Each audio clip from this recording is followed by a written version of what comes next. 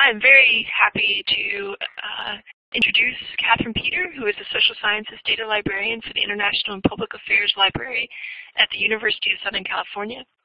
She also serves as a program advisor to the USC Libraries Fellowship Program.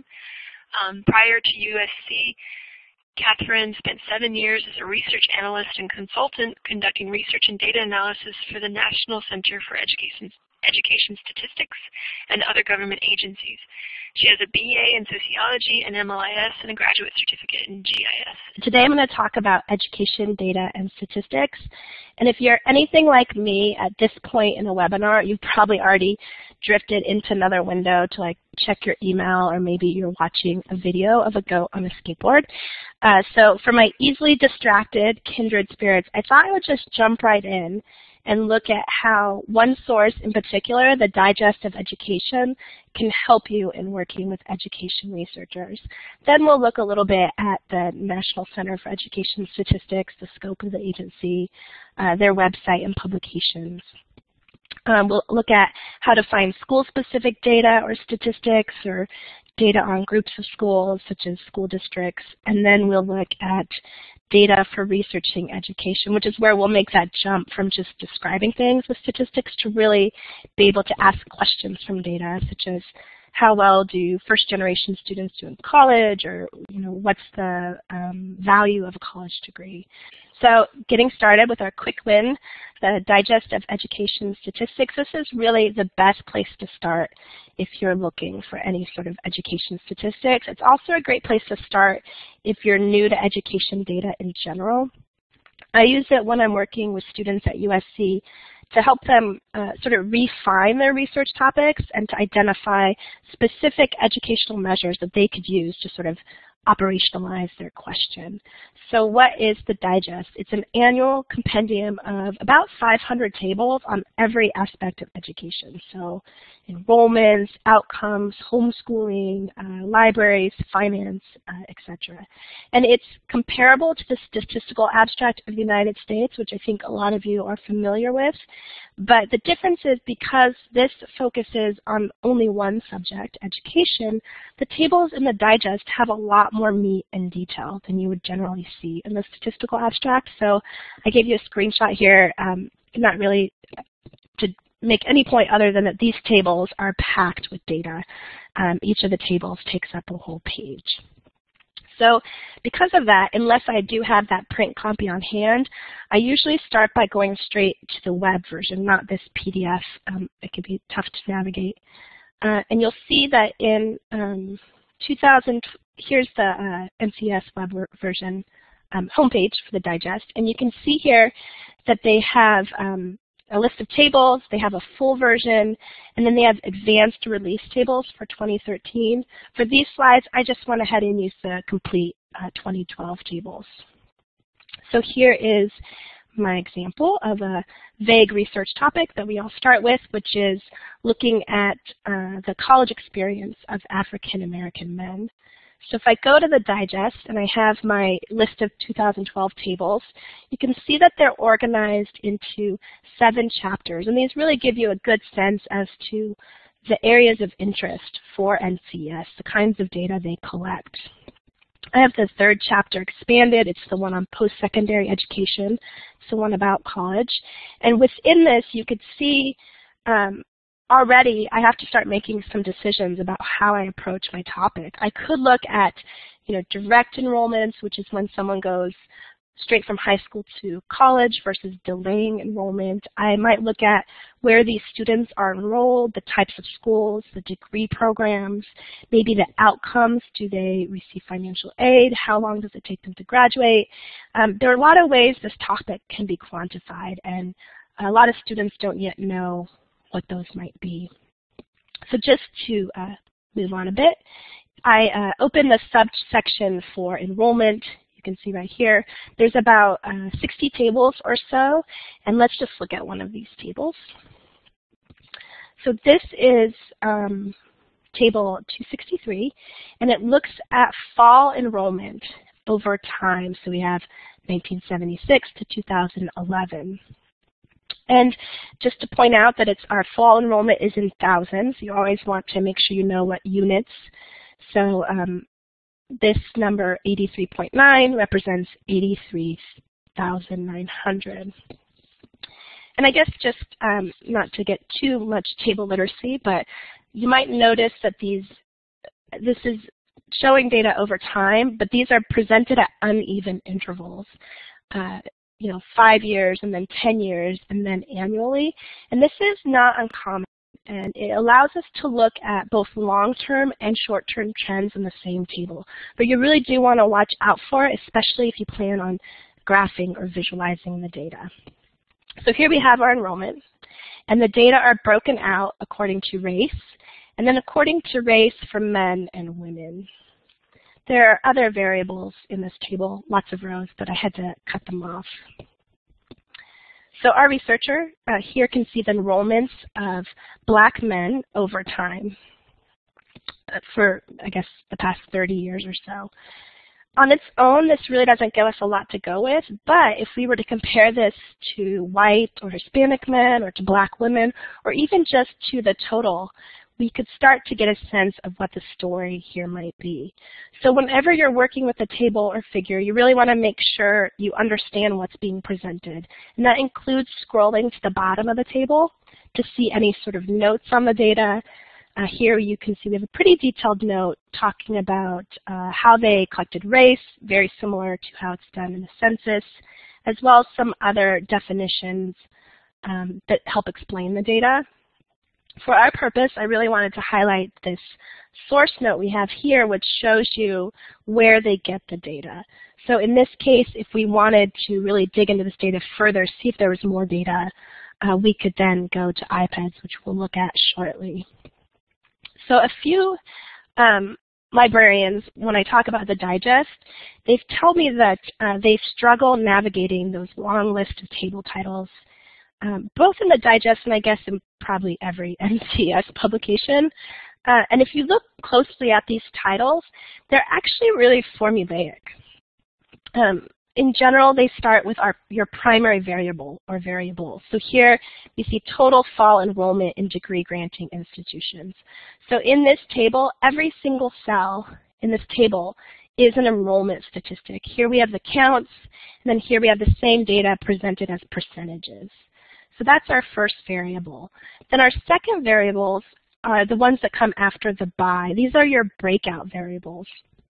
And here there's several listed, and all of these are presented as rows. Of course, I mentioned I cut off some rows, but if we saw all the rows, you'd see all of these breakout variables. And then we have our colon, and after the colon, it always shows years, or occasionally it might mention geography.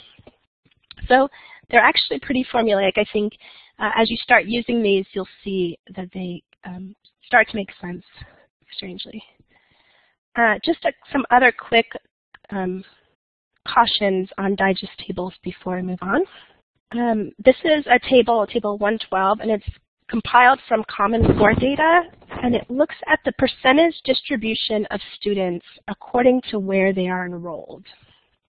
So, for example, here in column 12, 41% of Black students are enrolled at a school where more than 75% of students are eligible for free or reduced price lunch.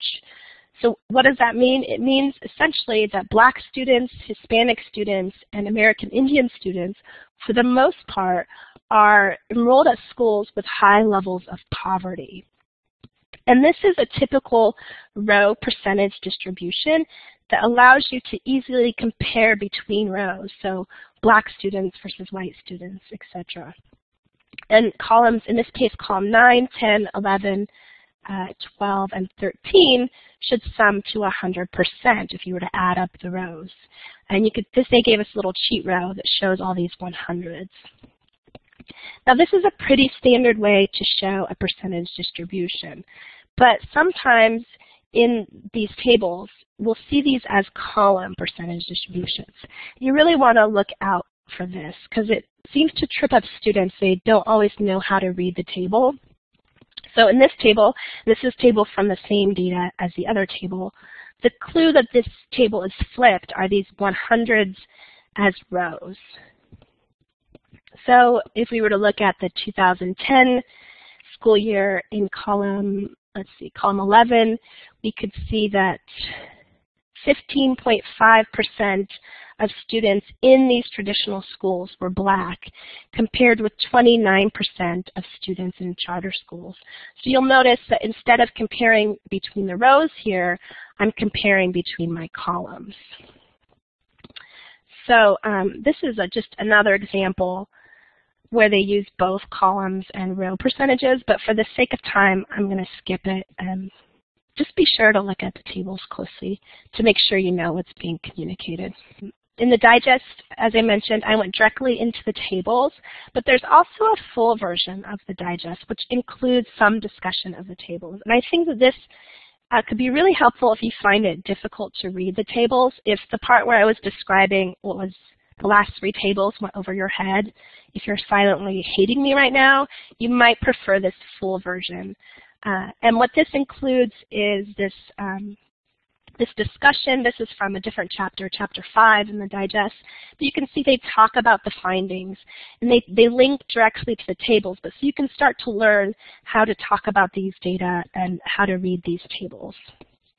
And I didn't mention, but they also link to figures. This is a particularly attractive figure from the digest. I do like this figure. So not to belabor the point, but the digest is a great place to start. Off the bat, you know you're going to be able to give your researchers some statistic on their topic. They're going to walk away with something.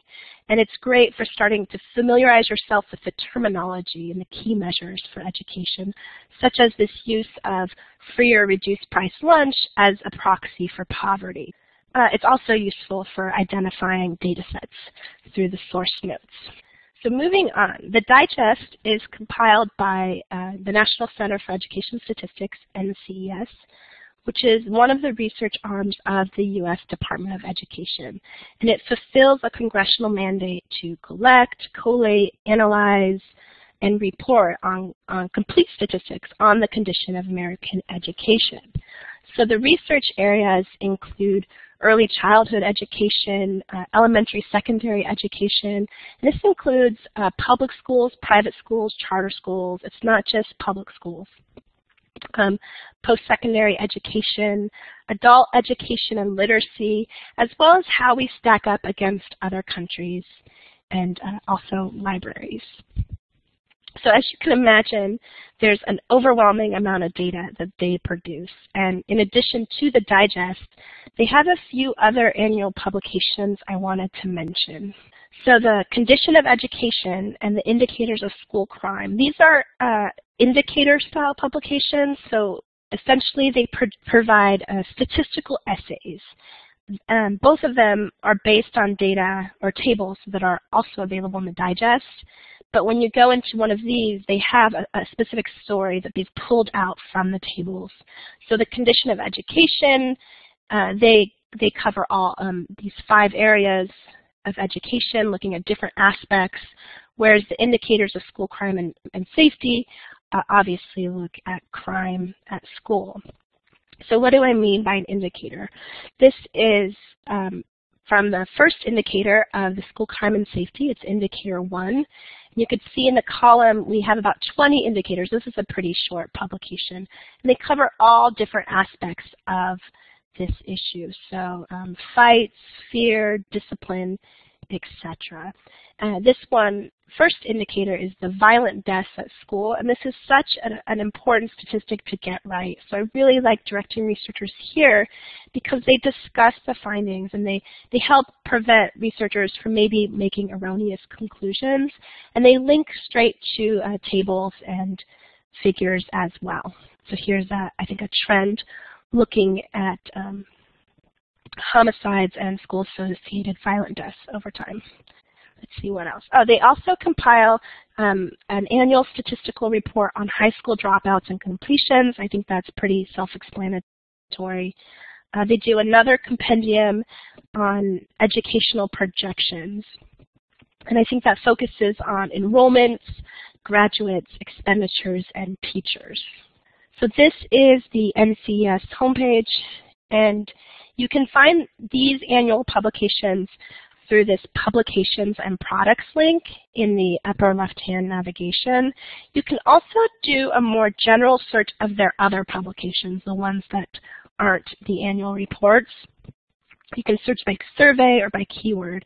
And to give you a sense, these are some of the recent publications, or I guess they were recent when I made these slides in September. And these are statistical publications, so lots of great tables, text, figures. They discuss the findings. And their publications, they have a couple different kinds of publications, definitely tons of statistics, as I mentioned. Here you can see that the first one, it's teacher attrition. They're looking at and analyzing one of their own surveys. This last one, it's international comparisons of problem-solving skills of 15-year-olds. So they have a lot of data and a lot of analysis. They also have other types of publications, though, to look out for. This one right here is a methodology report. So it's not actually data or analysis. It's just the sort of documentation they put together to go along with one of their surveys. So if you wanted to analyze iPads, you might find this a useful resource, but you wouldn't find any tables or data in this report. I don't want to spend too much time talking about website navigation, but I will quickly go through it. I generally use this Surveys and Programs link as my main portal to the site. I'm a data librarian, so I usually go in by the survey. Each of the surveys has its own homepage where you can learn about the survey. Here's an example of one of the surveys. You can access publications based on a specific survey. You can pull up tables. You can find out where to get the microdata or the data files. And occasionally they'll have online analysis options. So some of the survey homepages look like this, but there's not a standard format for all of them. It's not consistent. But this is kind of my favorite way to approach the data. The data tools, I'm not going to specifically address these too much here. They are discoverable through the survey, so we'll look at a couple later on.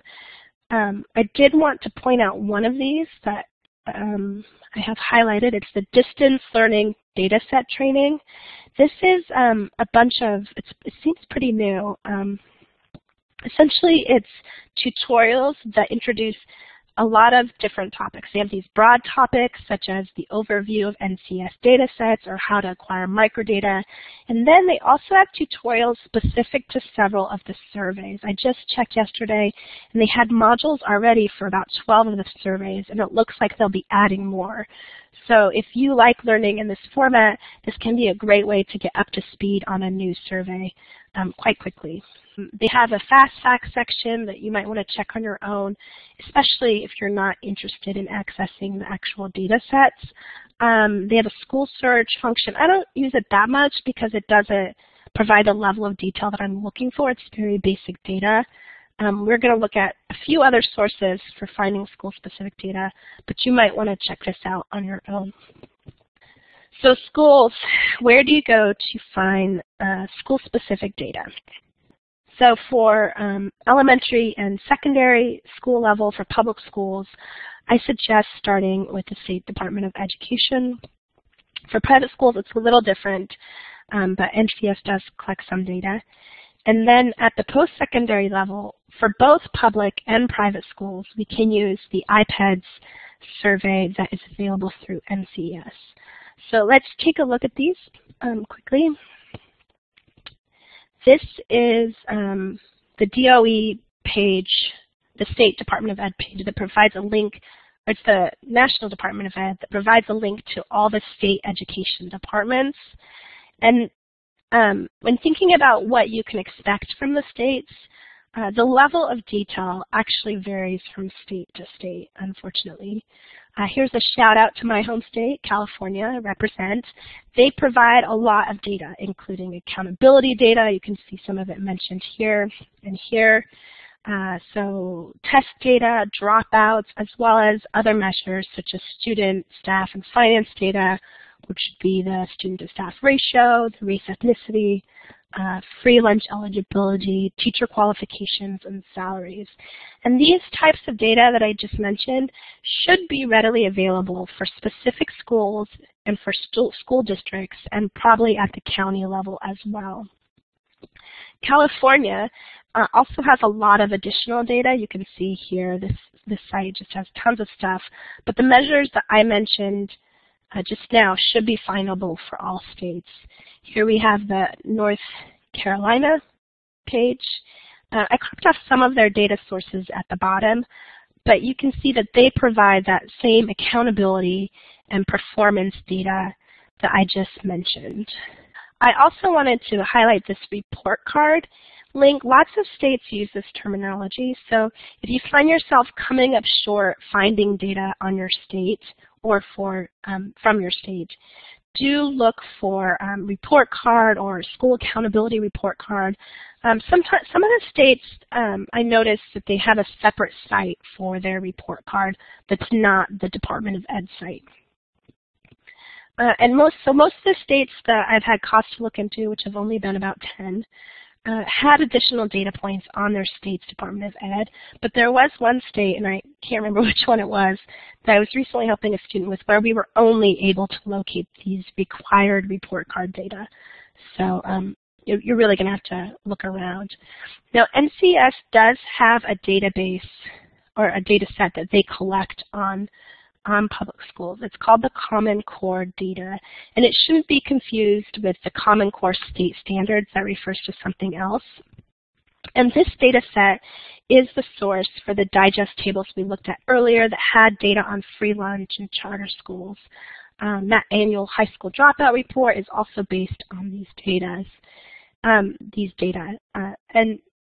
But they do get the data from the state. So this isn't my first stop for school-level data. I feel like you can access school-level data. It has the official listing of public elementary schools, and I recently used it to pull up a list of charter schools in LA. But the data are very basic. It's enrollment by grade, race, ethnicity, student-teacher ratio, and expenditures. I feel like I get more data when I go to other sources if I'm just looking at the school level. But this is a good tool as well. You can see that they have this ALSI will let you pull up the data pretty easily using kind of a drop-down type of menu. Let's move on to post-secondary. So you might remember the first table we looked at, the digest, was based on IPEDS data. We looked at, it was enrollment by race and sex. And essentially, IPEDS is a census of post-secondary institutions. It's kind of the post-secondary version of the Common Core in some ways. Every institution that participates in federal student aid programs has to respond to this survey. And you could read more about it here, but basically for today, it has annual school-level data on these 6 areas. And to give you a sense of what you can do with these data, I did give you 2 recent titles from NCES publications. The first one, they took graduation rates, and they looked at them according to type of institution. So what was the institution selectivity? How many low-income students were enrolled in these institutions? So they did this pretty interesting analysis. Another recent publication where they looked at both price and financial aid in concert over time. So this is a pretty cool data set. Now there are a lot of ways to access the data. You'll see this is the IPEDS homepage again. We were just here. The College Navigator is really for students and parents, so I haven't looked too closely at it. There is a tables library, which is another option, but what I usually do is just dive into the data center. Why not, right? It allows you to access the data in quite a few ways. And here they are. The most simple is to just pull up the data for a specific institution, but you can also compare institutions, you can group institutions, you can pull up data for all HCBU, all historical Black colleges and universities, just pull up all the data for all of them, or you can combine them into one table. And you can create customizable data files. So I'm not going to demonstrate how to use this. There is a pretty pretty good user manual if you don't find the interface intuitive, excuse me. But once you start noodling around, you will see that this isn't the most complex data set, in my opinion. The variables are really straightforward. You might have to learn some terminology, like what's a 200% graduation rate, but really it's just a lot of different counts. And here's my institutional profile for USC, where I work, and you can see all those different questions that USC had to respond to. Here is, let's see, I think I pulled up, this is our student financial aid data. So it's just looking at counts, like what % received aid and what was the average amount of aid received. I think I did another one. These are those completion by race. We also, you can see not shown is they have it by sex as well. So just a bunch of essentially counts. And this is a really important data set because it's annual and because it's comprehensive. I think almost all institutions probably complete this. However, the student data is limited. And when I show this to researchers, I feel like a lot of times they're kind of disappointed with the data. It doesn't do what they want. It's because this is very descriptive and it's at the institution level. So you can't really learn about the students' experiences. For example, we can look at USC and our graduation rate. We can see how diverse USC is. We can see finance, that the students are receiving financial aid. But we can't specifically follow one student through their progress at USC. This isn't designed in that way. So this is more to look at the institution as a whole. And this is where the survey data we're going to talk about later comes into play as being able to answer those other types of questions. But before we move on, I do have one last note. So if you are researching a specific university, especially a public college, but probably also private not-for-profit colleges, you might find data on their webpage. And depending on what you're looking for, you might find stuff that's not collected by NCES. If you are affiliated with the school that the one you're researching, you should also consider contacting the school office of assessment because the schools will have even more data on themselves. Okay, so moving on. So surveys. I have talked up surveys as being very, where data really gets exciting, at least for me. And you can see, let's go back to the NCES webpage.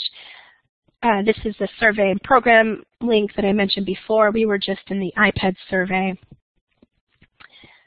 There really are too many data sets available through NCES to cover in the remaining 15 minutes, but I did want to highlight a few of them just to give you a sense of what's available and where to start and how this data, survey data, differs from that institutional data, iPads type of data we were just looking at. So if I'm going too fast, just remember that many of the surveys have those learning modules associated with them as part of that distance learning data set training tool. So let's continue with post-secondary. So they have a lot of post-secondary surveys, but I wanted to highlight my favorites, which is the National Post-Secondary Student Aid Study, affectionately known as NCES, and the related surveys. It has some offshoot surveys. So what is NCES? It's a cross-section survey of all post-secondary students. So it's a sample from all types of institutions, students at different places in their career, educational career, and it looks at student characteristics as well as how students finance their education. And the first survey, I think, was in 1990, but since then it's been done every 3 to 4 years. And you can see some fun publications based on these data down here. And what's cool is I call it a survey, I should mention, and they do have these student interviews, but they also have other sources of data, which is really where this data gets so great, is that we do have some institutional records and other data sources included. So this is that NCES survey homepage. The post-secondary surveys tend to look alike, and it really has everything you would need to get started with the data. I always start with publications or reports. I like to see how this data has been analyzed. I like to see how people have used these data, what tables have already been made, and what the kind of common variables used from the data are. But there's other sorts of, the products could be like the data files. This talks about getting the data, getting the microdata, accessing public use or restricted data. I mentioned there's a distance learning training module, and this data lab is the online analysis option that we'll return to in a moment. So really starting with this page is going to get you pretty far with the data. Before we move on though, I mentioned that there were related studies. And NCES provides the baseline for 2 longitudinal studies, the beginning post-secondary students longitudinal study, and then the baccalaureate and beyond study. So every year that they conduct this NCES study, they pull a sample to start a cohort of either first-time, first-year students or of bachelor degree recipients. And then they periodically follow the same students every 4 years. This is pretty cool. So if you look at beginning post-secondary students, this allows you to follow their pathway through college and to see where they end up and where we lose them. So this is a table from just a study based on the BPS data, and it looks at where people ended up 6 years after they started, like what kind of a grade did they get, are they still enrolled, according to where they started. So this type of analysis really lets us look a lot at the experience and that pathway through education. Now the other cohort we have here is the bachelor's degree recipients. And if we look at all students who got their bachelor's at the same time, we have different questions we can answer, because it doesn't matter if it took them 6 years or 4 years or 10 years. Every person in this cohort got their bachelor in the same year. And this is from a 10-year follow-up of 92 bachelor recipients, and they followed them up several times. And this table, as I just randomly picked, is looking at their salary at those different time points according to maybe their different degrees that they got their bachelor's in and other characteristics. So you can really do some fun thing looking at the outcomes. What's employment? What were their path to graduate school? Were they still in debt from their student loans? And there are 2 different types of surveys just to kind of reinforce. We have this cross-section. So the NCES survey allows us to see the diversity within the population at one point in time. And then we can look at how this changes over time. So I could say, are more students attending part-time now than they were 10 years ago? Are students borrowing more to pay for college? And we compare that to the 2 longitudinal, the cohort studies, and these allow us to follow specific students and tie outcomes to experiences. And to add another level on this, sometimes NCES will actually repeat these longitudinal studies with a new cohort, which gives the added level of awesomeness, because then you can compare cohorts over time to each other. Well, I guess I should say that these surveys, for all their greatness, they're not designed to let you look at a specific school. They are all based on sample data. So you can look at group schools. You can group schools according to control or level or Carnegie class, but you can't use these data to research students at North Carolina State. And because of the cost associated with these types of surveys, they are generally only collected every few years. So at times you might have to use older data than you would wish. So let's look at the online analysis just really quickly. I wanted to mention the Power Stats. It's pretty fun. It has these 3 surveys I just mentioned, as well as a couple others. And while you do need to create an account, which we all hate creating new accounts, after you do, you can produce fairly complex tables and even regressions. Let's just take a quick look at the table interface. It's pretty simple. I wanted to show it off. Here I have my surveys, my 3 surveys, and then my samples. So first you choose your samples, and you can see these are those 3 surveys. So the beginning college students, the graduating seniors, or undergraduates or graduates would be the NCES. So in the beginning college students, we have 3 separate cohorts going that I could compare. So I just picked the 2003 graduates followed up 6 years, so I guess in 2010. And then I have a pretty effective table. You've got all your variables. It's drag and drop to your rows, your columns. You can do some sophisticated things. I just did a very basic table. So I looked at where students ended up, or what sort of degree they received according to what they started out saying they wanted to earn. So this table just shows the quick estimates, but you do notice you can get those standard errors as well as the confidence intervals. And there is, you can do statistical tests as well with the t-test. So the PowerStats is a pretty great way to let students create their own tables. And if you see a table in a publication, you can replicate that table, but you might, you can change it to fit what you want, rather than being relegated to only using the published tables. The post-secondary data program, their goals, I think pretty obviously they're wanting to describe the current students, the current system, follow the experiences, look at finance, students, and then staff as well. And we can kind of contrast this to the elementary and secondary data program. And the goals here are really the same, at least the first one. They want to look at students, schools, teachers, administrators. But what sets these aside is that they want to also be able to look at what students know and can do, which is something you really see in the post-secondary education surveys. Moving on, they have a lot of surveys in education.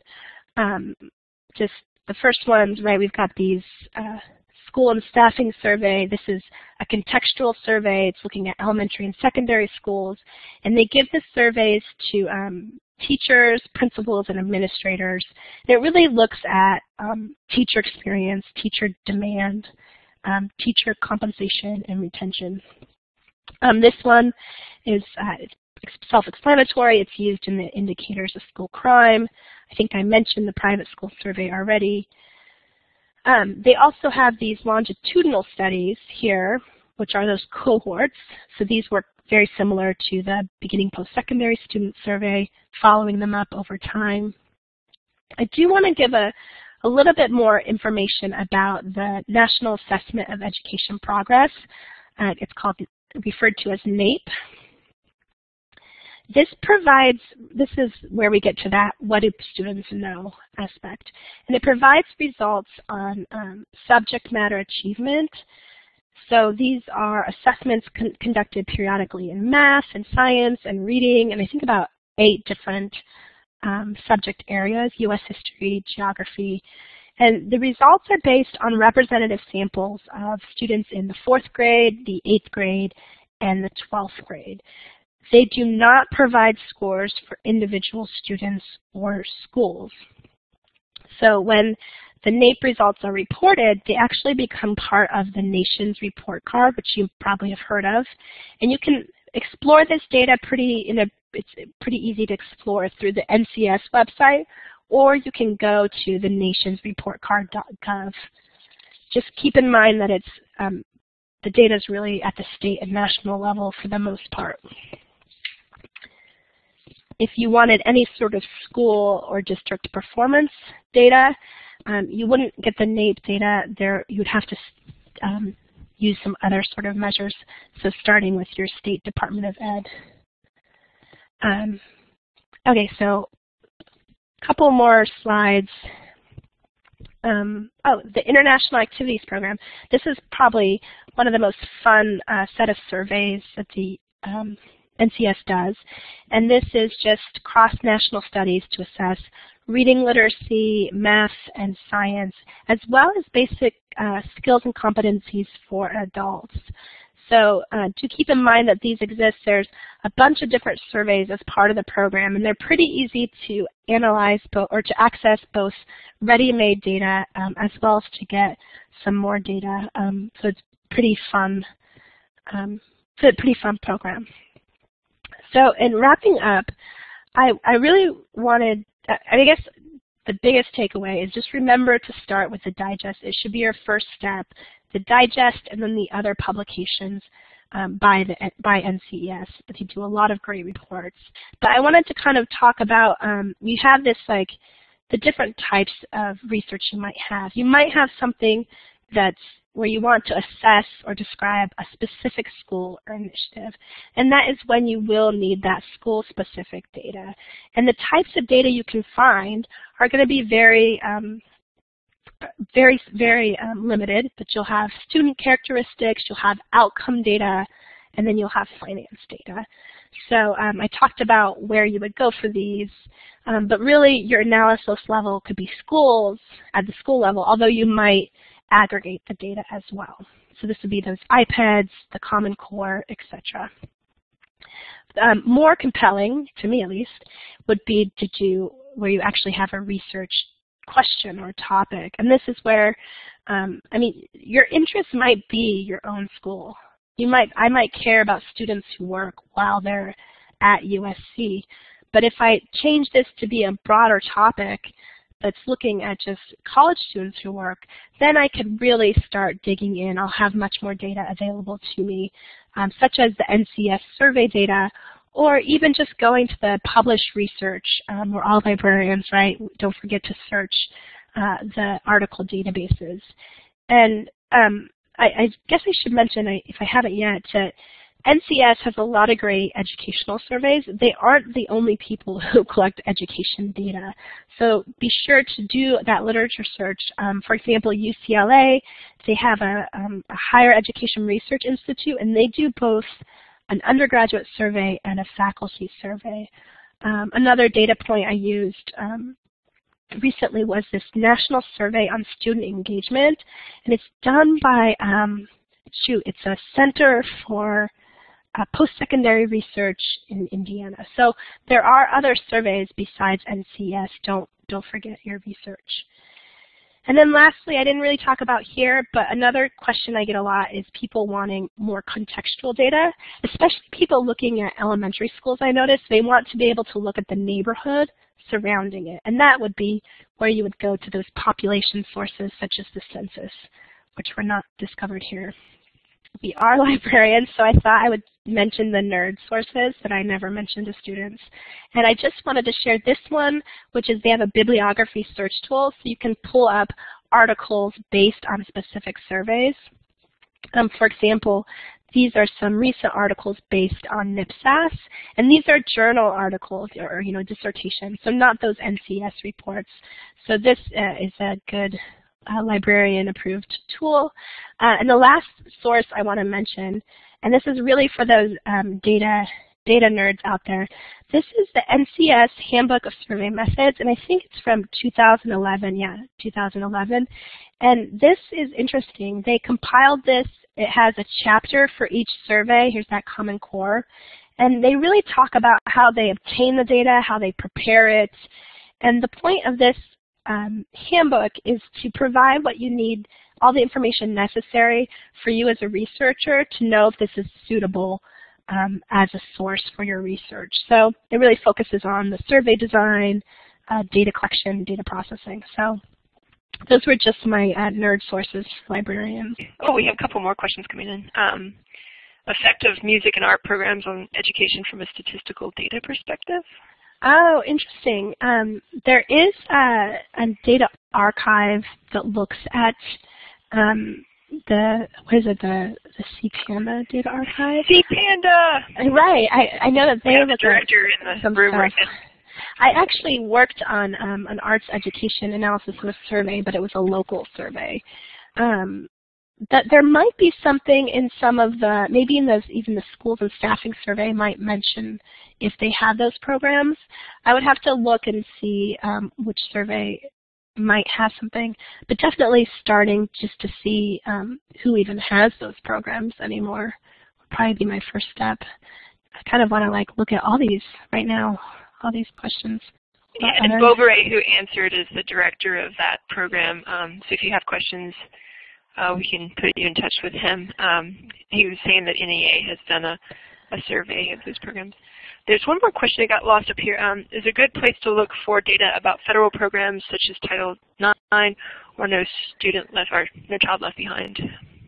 Gosh, So NCES is really, I mean, if you want to look at the federal program, I'm not sure exactly what type of information you want to know, but the NCES is statistics and data.